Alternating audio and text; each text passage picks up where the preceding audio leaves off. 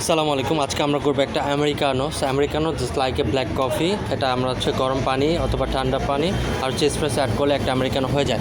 So Americano আমরা কীভাবে process করছি সেটা হচ্ছে বাংলাদেশে normally single shot double shot দুটোই ইউজ করে। সো আমরা আজকে ডাবল শট নিয়েছি একটা পটার ফিল্টারের মধ্যে এবং এটাকে ভালো করে ডিস্ট্রিবিউট করে নিচ্ছি যাতে এসপ্রেসোর কোনো অংশ কোথাও থেকে মিসিং না হয়।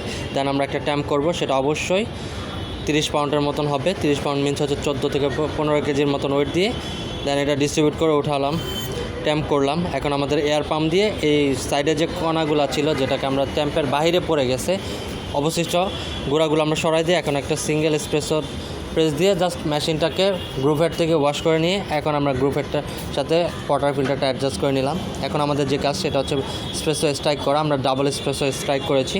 এটা স্ট্রাইক হইতে হইতে আমাদের আরেকটা কাজ হচ্ছে যে আমরা দেখব কিনা যে এসপ্রেসোটা সঠিক টাইমে পড়ছে কিনা, দ্যাটস মিন হচ্ছে 25 থেকে 30 সেকেন্ডে পড়ছে কিনা।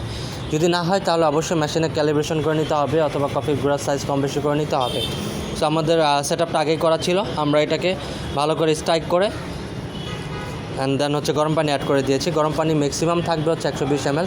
সো একটা আমেরিকানো কাপ সাইজ হবে ম্যাক্সিমাম হচ্ছে আমরা 5 আউন্স পর্যন্ত আমরা করতে পারি। যারা অ্যাকচুয়ালি কফি লাভার তারা আমেরিকানো অথবা এসপ্রেসো ট্রাই করে, আপনারাও বাসায় ট্রাই করতে পারেন মকা পটের সাহায্যে।